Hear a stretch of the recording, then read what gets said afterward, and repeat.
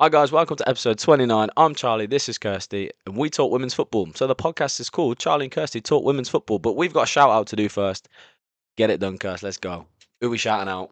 Audis because this is paid for, but I didn't manage to get one of the Everybody Watches the Lionesses shirts. But we got one of these ones. Big up, Helen. Thank you. Appreciate it. Big up Valdies. Right, we've got WSL games to talk about, we've got Lioness games to talk about, and we've got a bunch of injuries that happened in women's football once again. So I think we should start with the Brazil game in Manchester at the Etihad. Okay, we had a special guest, didn't we? Charlie had 2 wives for 5 days. Big up Han. That sounds really weird, doesn't it? But Han is literally a southern version of me, so it was great. Actually managed to get to that game beforehand. Got me half and half scarf. Was loving life. And then England lost. Cheers, thanks. As if you just said it like that. Like there's nothing else happened in the game. Right, we'll get on to it, but I'm just saying, England lost. So where do we even start with this game? Lucy didn't start. Nope. Had a Hannah Hampton meltdown. didn't start. Kiara Keaton's first start for England and at the Etihad. And she is the first black female to ever play as a goalkeeper for England. So obviously it was Kiara's debut. Lucy didn't start. There was a little bit of a wobble in defence. We said that all the way through. And it did mean that Brazil were 2-0 up by the 18th minute. And unfortunately, with where we were sat, yes, the view was great. However, the Brazilian team celebrated in front of us twice. If you want to see it, head over to our TikTok. But it was an interesting game, and I was having a conversation with somebody about it afterwards. I think, considering the circumstances, Kiara did an amazing job. And I think it probably, I know it was because of injury, but it had made more sense for Hannah, with her experience, to start for Brazil and then Kiara play the game against Australia. I had that conversation with her mum as well. But considering what she was dealt with, I think she did really well, and it was on home turf for her. So the goalkeepers are often the scapegoats when it comes to kind of teams losing. We'll get on to West Ham's later on, but I think Kiara did well considering, and I think she deserves a lot more credit than she's getting. It's actually a good point. I've not even thought about that as in terms of Kiara maybe starting the Australia game. Um, it was a difficult one because I feel like she does kind of struggle at the Etihad at times. Um, but it was just one of them. Brazil was so quick in transition. Um, Esme and Jess really struggled as centre backs. Jess a lot more than Esme. Yeah. I mean, they both grew into it, but at the start, I think I was just really concerned with both of the centre backs. They were struggling in terms of the pace because Brazil are rapid. Their number 14, I think it was absolutely rapid. But then just on the ball, they just couldn't really play it easy enough. And I think not having Lucy in there was a big point of not being able to play out wide. Um, yeah, it was a bit of a nothing game. Like, A lot happened, but at the same time, it was a bit of a nothing game. And I think it was because it was end to end that it made it more kind of interesting and felt like a mm, lot more went on. It was the first of 2 red cards issued during this tournament as well, during the Champions Return Home Friendly tournament, because Brazil actually had someone sent off in the 21st minute. I think that killed the game. Like Yeah, I genuinely, do. we they went 2-0 up. They got the red card, and then just nothing really happened from that point on. Like obviously we scored, but it just didn't. Yeah, it was just a weird game, and the player hitting the Sue in front of us was very strange as well. Yeah, I wasn't impressed. I had a bit of a paddy over on TikTok, so if you want to see that, guys, come over and check it out. But I think England deserved to win. I'm obviously going to be biased, but I do think they deserve to win. But we struggled, and even with Georgia Stanway's pen, that was probably the most exciting part of the game. Completely forgot that we had two pens. So there was a pen in this game, and then there was also the pen then in the Australia game, which we'll get on to. But yeah, it was just a bit. Bleh. It was one of the worst England games I've ever watched. Like it was Oh no, that's a bit terrible. harsh. That's No, a it bit was harsh. It wasn't that terrible. bad. It was terrible. Like I just don't think much happened. Like it was weird. Can we look at the lineups? Um, So you had Kiara in goal for England. It was also England debut for Lettice at senior level, which I think is something we need to talk yeah, about. but And at right back. at right back, yes. But then when Lucy came on, she moved over to that centre back position, and her and Lucy did play quite well together, which was nice to see. So you had Kiara, Lettice, Carter, Morgan Greenwood, Greenwood's now injured as well. Kira Walsh and Stanway in the midfield, and then you had Beth, Tooney, Kelly, and then Russo. I was slightly disappointed by Chloe Kelly. I think she's definitely more of an impact player, and the fact that she started maybe was a little bit detrimental for us. I mean, she's always the one that comes on and saves the day, but I think starting and then her going off was the wrong thing. No, I agree. I completely agree. But I've said it for how long that Chloe Kelly shouldn't be starting.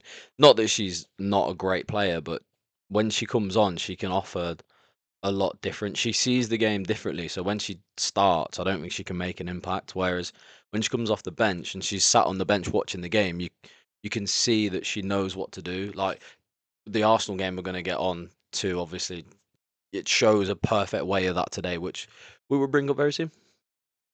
But I mean, there was a lot that happened, but then at the same time, it was quite a flat game.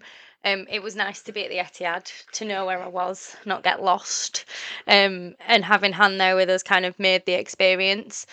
But yeah, I think I went into that game expecting a lot more. I was almost expecting a mirror of the finalissima from the other year, and What, that didn't a 1-1 happen. draw? Yeah, but then we won it, didn't we? Just So, about. It reminded me just of that game. Like it well, was rubbish. yeah, but yeah, shall we move on? Because I feel Please. like we're just going to jar at this game. England Australia, my dream match, is the match I've wanted to watch for years in person. Didn't go my way. Why did it not go my way, Charlie? Because, for context, yes, I am a massive Lionesses fan. I have Lionesses tattoos. But if I had to pick another team, it would be the Tillies because I love a lot of those players. I was controversial. I had a Lionesses bow in my hair. I had my Alana Kennedy wardrobe shirt on, and then I had a Lucia Bronze scarf. Anybody who saw me, you'd have had a giggle. But within 18 minutes, I'd already had a meltdown. Charlie, why had I had a meltdown? You and Han thought this was absolutely hilarious as I was crying I can't remember because I who it scored is. 4-0. I can't remember who it was, but someone was through on goal. Alessia Russo. From was it Russo? From an Alana Kennedy back pass, which didn't go too well, or lost the ball. Um, and then Alana just brings her down. Outside the box, and gets a red card. Now, I lost count of how many messages I received about this. I lost count of how many times Charlie and Han laughed at me about this. It was disappointing to see, but can I just say the way Alana styled it out was elite. She knew as soon as she got up what she'd done, and she just turned to the ref and went, "Don't worry about the card, I'll send myself off," and just walked off. So yeah, not ideal, but obviously Aggie Beaver-Jones scores in the 20th minute with an assist from Lucy Bronze, whoop whoop, whose birthday it was, and then Luce got her own goal in the 40th minute. So assist and a goal on your birthday, not too bad. Yeah, it's not bad at all. Yeah, as soon as she goes off, they take the free kick, don't they? Aggie Beaver Jones hits it straight at the wall, and then Lucy just lays it off, and then you've got a really nice finish from Aggie Beaver Jones, which, in my opinion, Mackenzie Arnold should have done better for. She made a lot of good saves in the game, but she did struggle with that one. A couple of the goals I felt like she should have got to, but it is what it is. You take it. Even though they went a player down, they were still going for it. I think. Like when you watch Brazil, they didn't really attack as much as they did in the first half, whereas the Tillies just kept going. Like Sam Kerr was trying really hard to pin the centre backs and get Caitlin Ford involved, but I think we were just really strong. Letitia was class, showing why she should start as a centre back. Didn't make a single mistake. Um, I think it was really good. Her and Esme Unlike were today class. for United. Sorry. Yeah, she did make a clanger today, didn't she? Get that out there. Serena did ruin my night then after that though, because not only had Alana been sent off in the 18th minute, she then took Lucy Bronze off at half time. When your two favourite players that you want to watch play together both come off, you're a bit like, whoa, but I get why. Well, she's been told she's only allowed to play 45, isn't she? And Yeah, I didn't check. Obviously, we were at the City game, so we didn't watch the Chelsea yeah. game. But I don't know if she came off 45 minutes I don't think she did. again because she started as a right wing back. So I don't know. She might have We'll have come a look off. when we get We'll onto have a that. look. We'll have a A look. downside to that game, obviously, and it adds to the argument of whether we should have friendly international breaks this early into the season.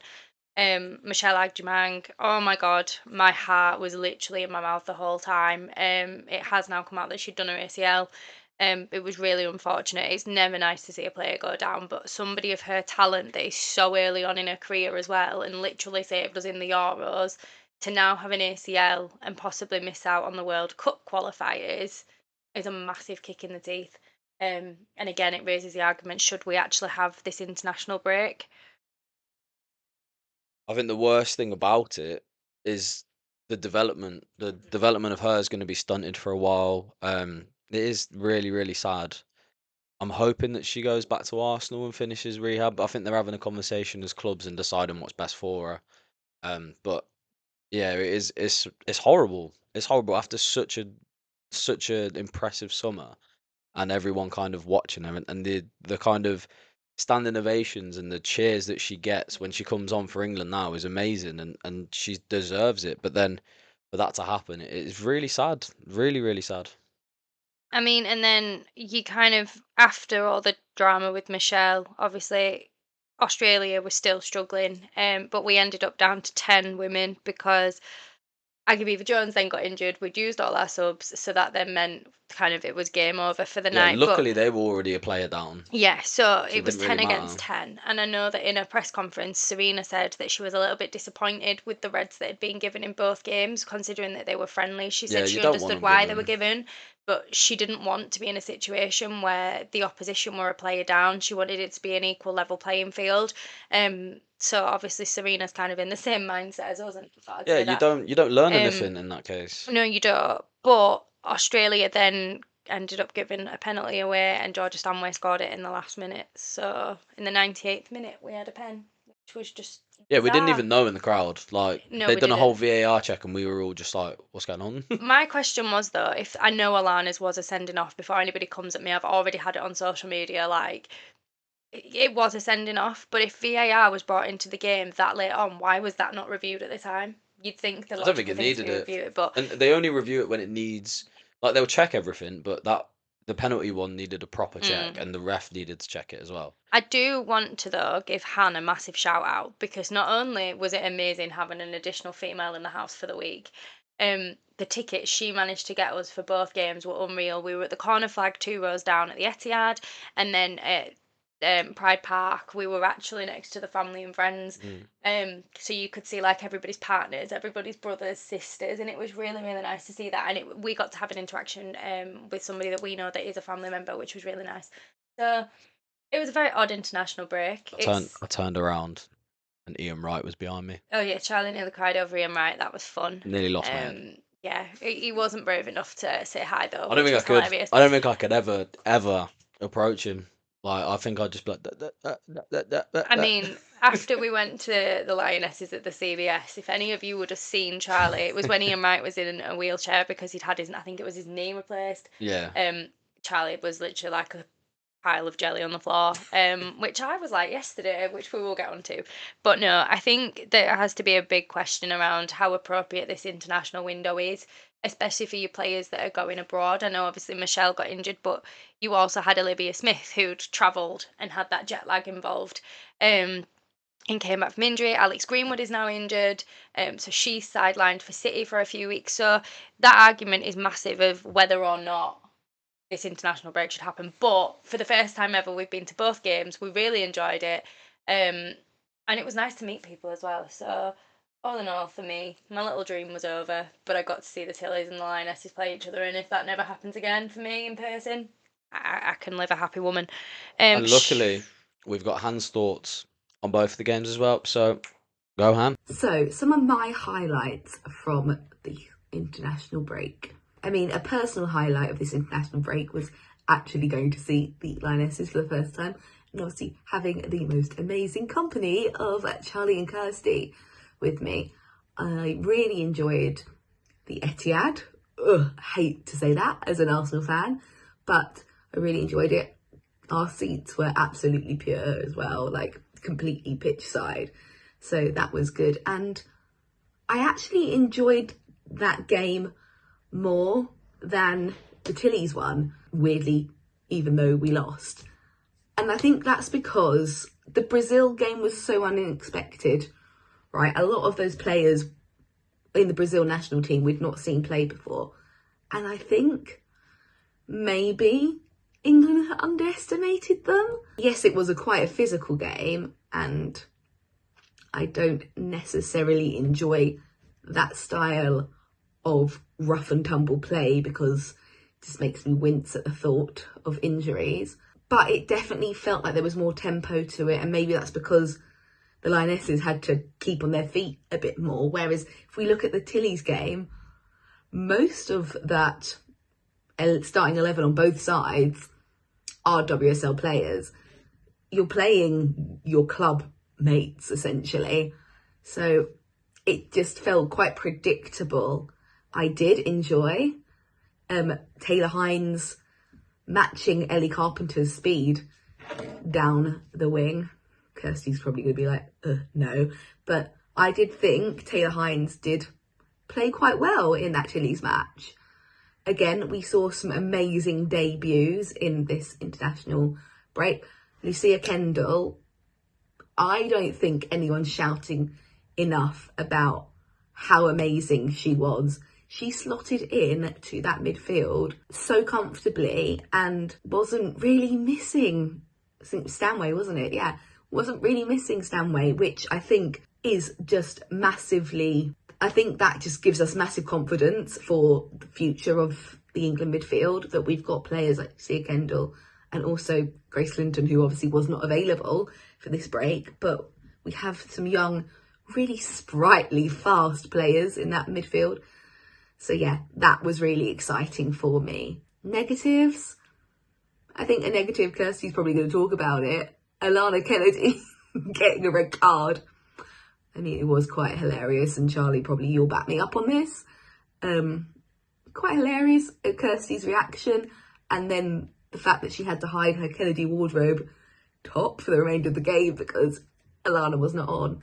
But I was almost a bit disappointed that Tilly's went down to 10, because I think it's a bit of a safe game after that, and question if Alana didn't get sent off, maybe there would have been a bit more excitement there. Oh my god, I almost forgot to talk about Mia Enderby actually getting minutes and actually playing as a centre-back in the end. Wild. I did not think Serena would do that after press conference, but yeah, really good. I thought our backline looked pretty strong, actually, considering we are missing Leah and we're still trying to replace Millie Bright as a centre-back.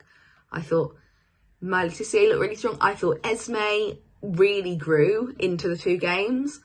The first game maybe was not the best. She was good on the ball, but maybe defensively she wasn't the greatest. But I thought in the second game she was absolutely fab. Also, and I feel she keeps improving with age, Lucy Bronze, when are you going to stop? You were amazing. That goal on her birthday as well, amazing. Yeah, that's my thoughts. Bye. Right, thanks, Sam. No, that sounded really grateful. No, thanks, Sam. Very, very, very grateful. I'm just so used to hearing your voice at the minute that having you back in the house in a video form was very weird. Shall we talk about yesterday's games in the WSL, if we're going back to that? Oh, no, let's do it. So, can we talk about City West Ham? Because we were obviously there. We will get on to Chelsea. Talk about City West Ham. It was painful. Awful. It was painful. Awful. It ended up being a 1-0. Figino's goal, if you've not seen it, head over to our TikTok. It was unreal. But I expected a little bit more. West Ham's goalkeeper. How it wasn't more, I will never know. Yeah, she had a terrible 5 minutes. Yeah, she did. She made a awful back pass. She miskicked one of them, and then she nearly ran out of the box with the ball still in her hands. It was a terrible 5 minutes, but she did make up for it with a few saves in the second half. But that first half was a disaster class. I feel bad for her. Yeah, West Ham were driving me mad. Like, they're a good team. They've got good players, but they just can't. The WSL. Yeah, they just can't play together. It's really strange. They've got Asai, Fionn Morgan, and Martinez, who, as a front three, should be lethal, but for some reason their defense and their midfield really let them down. You've got Katrina Gorey running ragged in midfield, like with no help whatsoever. Yuki just stands still and watches everyone else run around, and then the defense can't even play out from the back. Like, they just lose the ball so often. It was really frustrating as an Arsenal fan watching Man City open they lose. Well, that's just rude, isn't it? But I mean, I was buzzing. I'd seen Katrina Gora twice in a week, and thanks Yeah. Katrina, you and Maka got us 8k views on TikTok, so appreciate it. But no, I expected a little bit more from the game than we got. Um, I do think though, with the situation City have got, Captain Kirsten led the way. Big up Kirsten, big up Ruth, by the way, if you both see this, because we had a discussion with Ruth yesterday. I put my big girl pants on and went up and spoke to Ruth, and she went, "Oh no, we watch your videos because you find things out before us," and we were like, so I was there like jumping around like a giddy kid. But and apparently me and Ruth look alike, so that was fun. But I can see it. Captain Kirsten, elite. If that's how things have to be until Alex is back, absolutely fine by me. Viv actually got the highest rating out of the team yesterday. She got an 8.1 on Flash Scores. I think it was well deserved. She played well. She did play really well. And I think, yes, this is a game that we would have wanted more goals from, especially if the league comes down to goal difference again, because it is really, really tight at the top of the table. I know we're only halfway through, but it is really tight at the top of the table. We could have done with a few more goals, but at the end of the day, we got it over the line. We won. And if you look at then the Chelsea game, people also expected them to beat London City Lionesses massively yesterday. And again, that was only a 2-0. So, and Chelsea are the first team that have not conceded against London City Lionesses. Yeah, I put is it Al Sani? I put her in my fantasy teams. I thought they'd get a pen. Yep. No, they didn't. Nope. No, they did not. And Chelsea only it was only a 2-0. I mean, one of them was Sam Kerr. Let's give credit where credit due. You could tell how much she wanted a goal on Tuesday night at international. So the fact that she's come back and she's kind of slotted into Chelsea and she got the goal that she wanted was quite good. And she only came on in the 74th minute, may I add. So, but it's hard. Can I put a point out there, Charlie? I don't know if you were going to agree with this. And Sky TV, if you see this, this is not criticism. This is just a request. Please stop putting all the games on at the same time. Trying to do a women's football. I was going to get to podcast. that. Sorry, trying to do a women's football podcast when you are at a game and all the other games are being played at the same time is impossible. So please, if you could relook at the schedule along with the other 86% of people that have said please change the schedule, please do, because this is just impossible. Are we done with the City game? Yeah, there was Is that that much it? to talk about. Yeah. So, When I met Fionn Morgan, that was probably another highlight of my day. But I was disappointed. no, we can't leave. No, we can't. We can't. Right. I think in terms of them two teams, you can see why they're the top two. Like, Yeah, I agreed. they both don't play the best. Like Bunny Shaw really didn't perform well yesterday. Like She struggled. they couldn't get the ball to her. Like she was doing good in terms of dropping in and playing well, but in terms of in front of the goal, she really struggled. And Chelsea struggled to get things going as well, and they still both win. So it shows you that, like I've said so many times, you have to just get it done. You have to get them games won that are really tough to come by. And looking at the other fixtures today, like Man United did the same thing, and like at the minute, Arsenal don't seem to do it. We can't get through them games where we're really struggling. But City have done it, Chelsea have done it, United have done it, and that's why they're up there. I was just going to say, how is it being in the qualifier stage for Champions League for next We'll talk season? about it later. But on the City, I just felt like there was something missing. There was something missing, and I think it was in the midfield. Yui and Blinky just didn't really get things going today. Like Yui, obviously Yui plays well. She always does. She's the most consistent player in the league, along with Kirsten Kasparov. But I think Blinky was trying to get on the ball a bit more, but was kind of looking up and nothing really being around. Like, and he said City, West Ham blocked out the fullbacks really well. They worked hard, apart from Yuki. They worked really hard. No, I'm not having it. She literally stood and watched Asei run ragged, watched Martinez run, and then they took Martinez off, and Yuki stayed on the pitch, and she was just watching everyone else do all the running. It was winding me up. They could have won that game, or could have drew that game, West Ham, but they threw it away. I mean, we drew them last season, didn't we? But I just want to put it out there. Yesterday was the first time in a long time I've seen Yui get frustrated as well, which kind of showed where we were at yesterday. And I'm hoping that we have kind of the likes of Grace Clinton back soon. She was there yesterday. She was on the bench.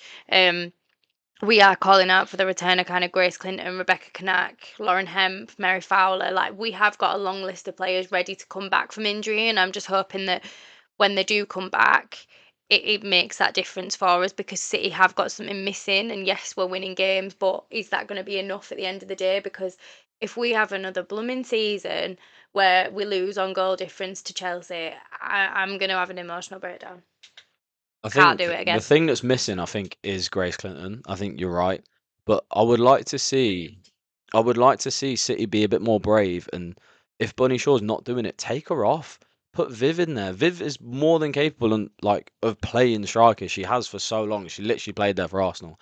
Like take Bunny off, put put Viv up front, and then you've got the opportunity to play Yui in the 10, or you've got Grace Clinton who can play in the 10, or any other option. In that game, they could have went three at the back and put Kirsten really high up. Like they had so many opportunities because West Ham could not win the ball when City were trying to play it from the back. So they could have risked it and got the goals. But they didn't need to, did they? I'm talking more from a kind of going forward for City. They really need to get Grace Clinton or Yui in that 10 and just be better. Like just something was missing massively in it. Anyone else, if they played Villa or someone else down there, like maybe even like a Tottenham would have beat you at that point. So I'm just putting it out there. Tottenham are currently 4th though, and you're 5th, so maybe don't badmouth Tottenham that much. But I think for you literally me, bad Tottenham. yeah, we did, but We ain't played them they're yet. still 4th. They ain't played anyone big apart from City. I think the issue for until next week on your birthday when you're going to cry because Mate, Chelsea we're gonna beat you 12-0. absolutely thrash them. You heard it here first. Somebody clip that. I think for me as well, though, as a City fan, it was concerning with the number of subs that Andre did not use. The only sub he made was Laura Coombs coming on.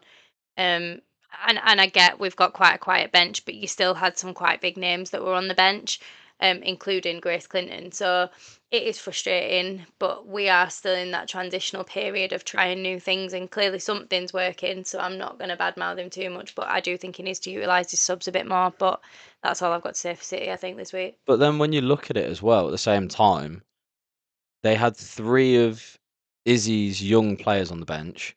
Izzy, who, may I add, literally said in an interview that she didn't think we were capable of winning the league. So they didn't think we were ready. Well, I disagree. Cheers, really appreciate that. I think you are. But no, you had three. So you had three of the young players on the bench. Grace Clinton's just come back from injury. Rebecca Canak's just come back from injury. They can't really fit anybody in. Like you're still missing Carolyn. Obviously Greenwood's out. So it's like the only ones that were on the bench were Clinton, Canak, Coombs, and then the three young ones and Kiara, obviously. But so Kiara on as a striker. yeah, she used to play there, didn't she? But like, yeah. So I think making that one sub was probably the right move. I mean, he did put Laura Coombs out wide where Clinton's been playing. I don't know. I don't know. It was just weird. It was weird yesterday. Yeah, I don't know with City at the minute. I think the big test will be next week in the Manchester derby. I do think you'll win that. No. We've got Everton first. Oh yeah, Everton sorry. away. Then we've got the derby. Sorry, I do want to give my brother a big shout out though, because anybody who knows my brother knows he's a massive Man U fan, and he actually celebrated the Man City goal when he came to the game with us yesterday. Yes, Cam, I'm baiting you out. But should we move on to today's game before I have another paddy over City? Shall we start with Villa Everton, just because they're at the top of my page, and I think they were probably the most entertaining game today. Game of the season. End to end, goal after goal. Own goal. Poor Ruby Mace. I felt so bad for her. She's been playing so well. She went to clear it, did not do that. And to be fair, Everton were 1-0 up until added time at the end of the first half, when Villa then managed to pull it back.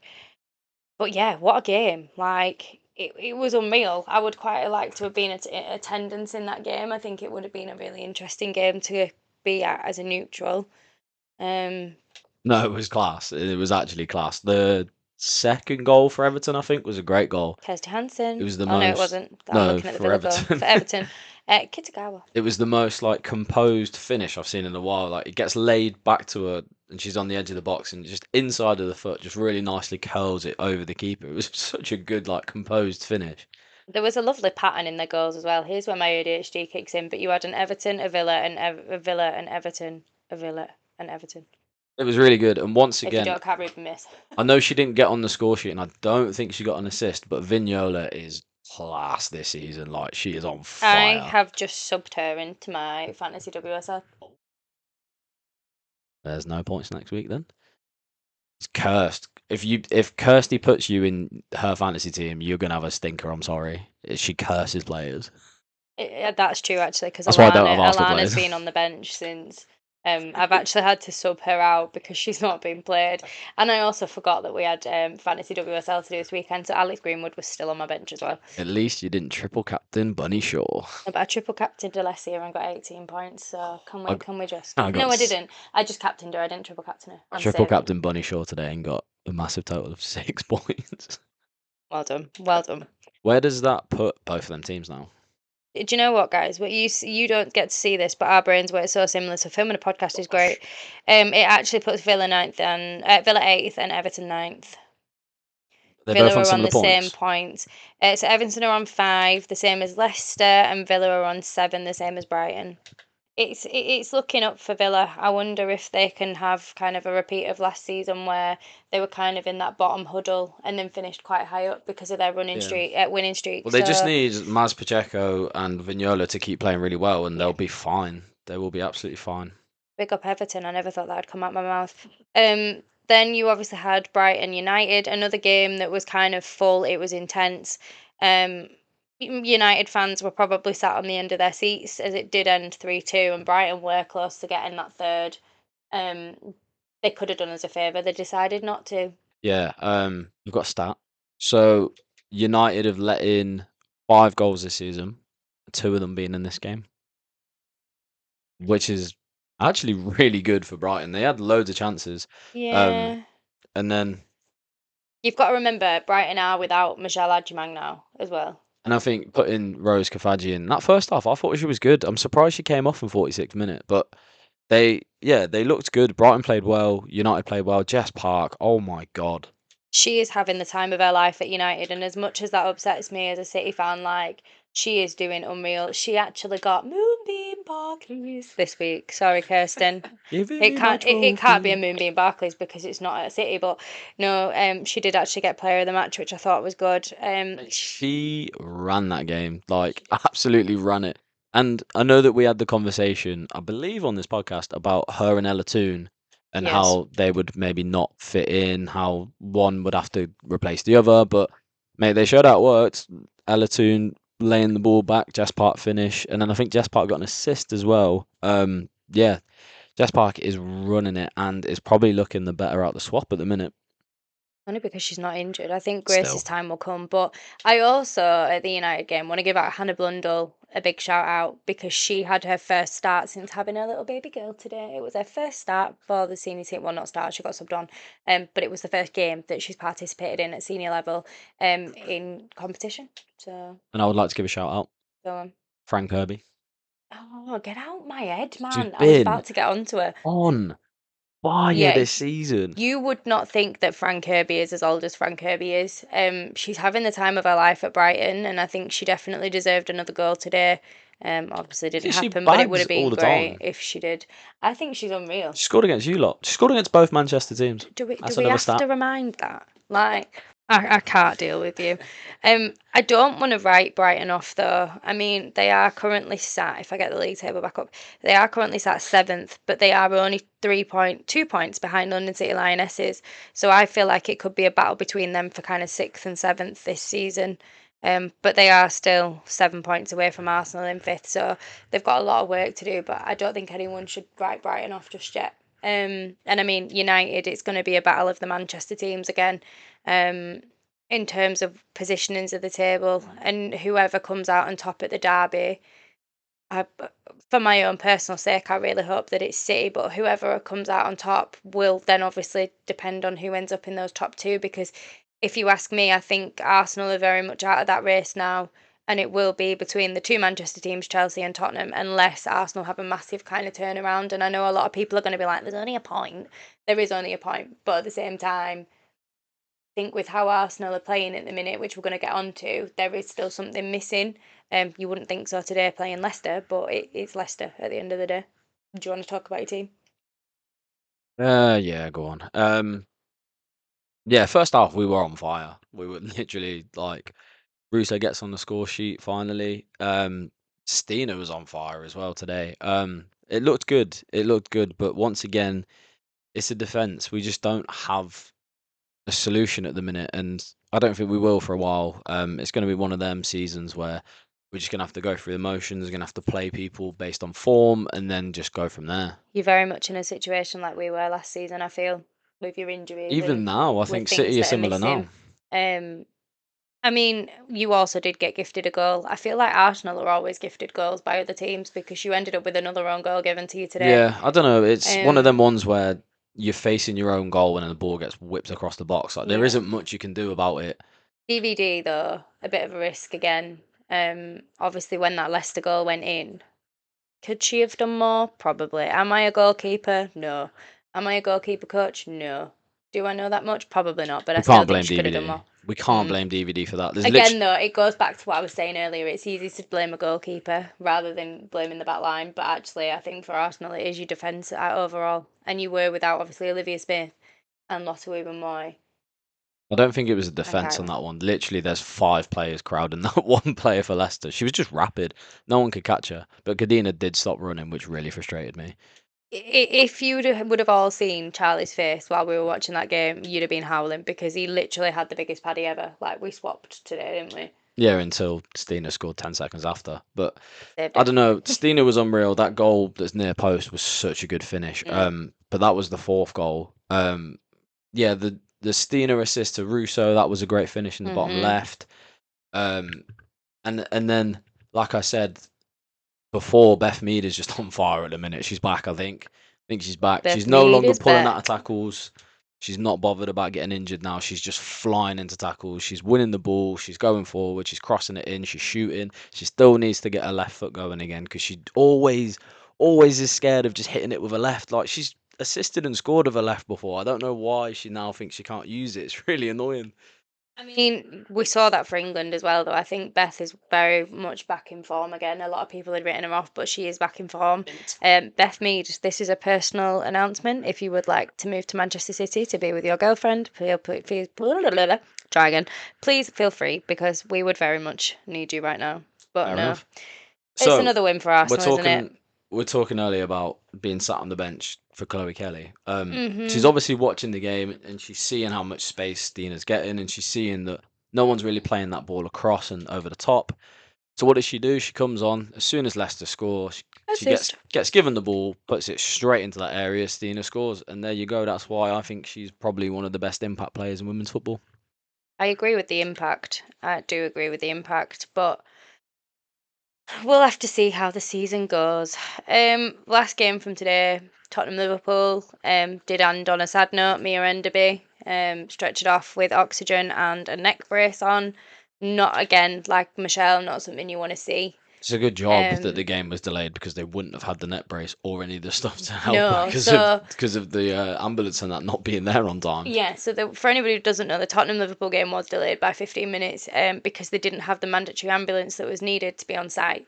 And it ended up, she was down for what, about 11 and a half minutes. But you knew it was bad when the camera panned away from her. It's never nice for anybody, and I think Liverpool have had such a difficult start. Obviously, they lost Matt Beard at the beginning of the year. Their kitman's just passed at the beginning of the season. Sorry, their kitman's just passed away as well. You've got 2 players out because they've done their ACLs, and then Mia Enderby goes down today. If I was Gareth Taylor, I'd kind of be looking at my team right now and wondering what can be done to support them kind of emotionally as well as kind of physically as a club because they're not in a good place at the minute. It's tough, and it's tough for him as well because he's, in my opinion, he's not the best when it comes to emotional intelligence. Like there's always been things about players not being happy with him, so it really shows his character now if he can turn it around. And the thing is, they start really well.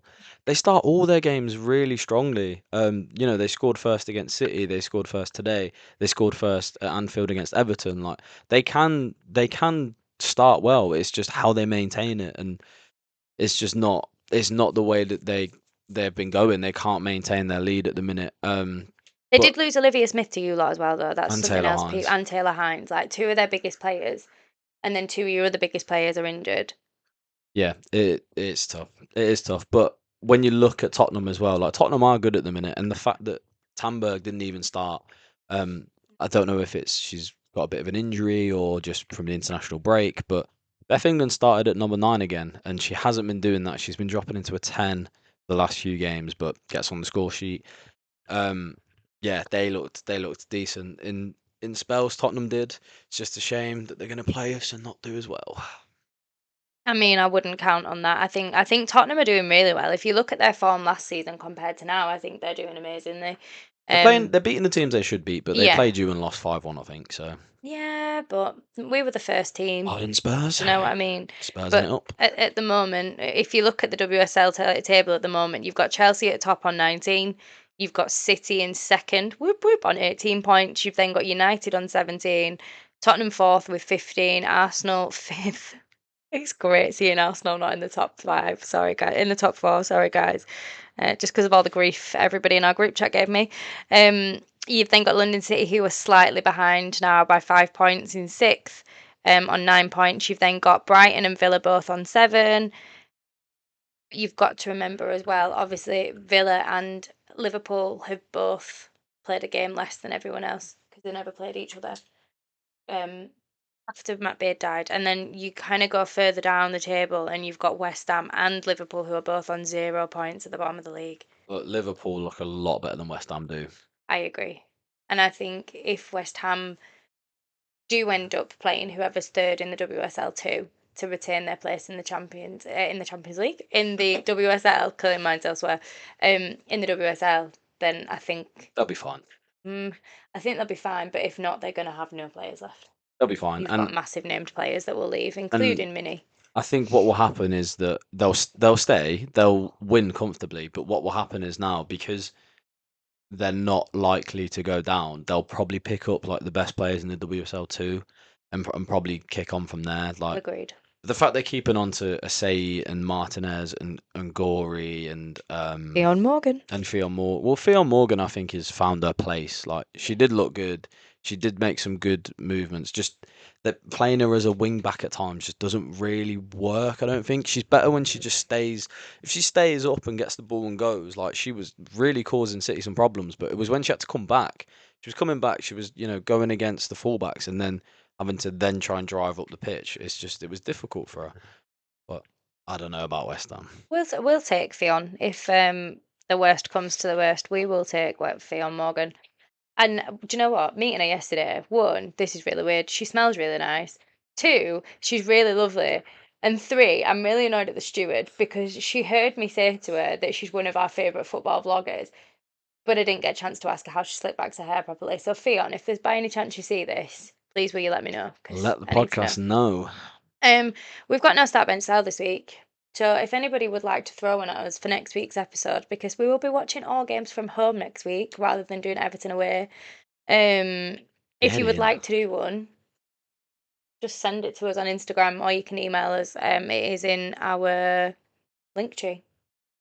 My brain stopped working then. Shall we look at the games for next week and go ahead with predictions? Yeah, let's do it. Let's do quick fire predictions. Let me get them up. Bear with me. So on Saturday, you have got happy birthday, Charlie.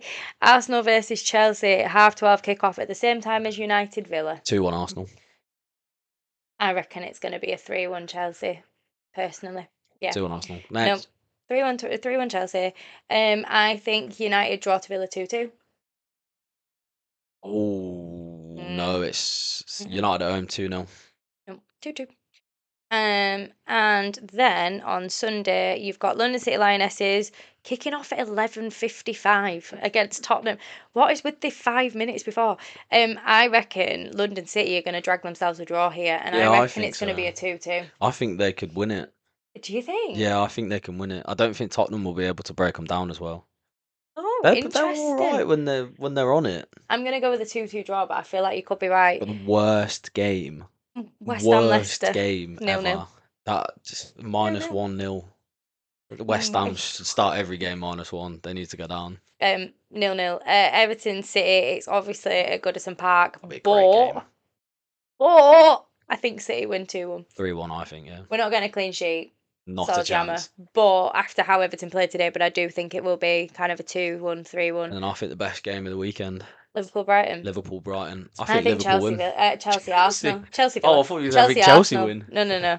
No. Liverpool-Brighton. I think Liverpool win that. I think depending on Mia Enderby, I think it could be 2-1 Liverpool.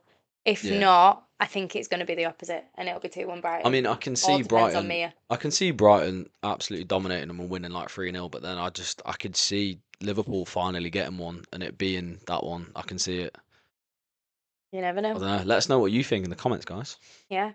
Right, should we wrap it up for this week? Wrap it up. This must be the most random podcast ever. Charlie is also going to share the outtakes over on our TikTok. So if you want to see the outtakes of us trying to set up new microphones for our podcast, please head over there and check them out.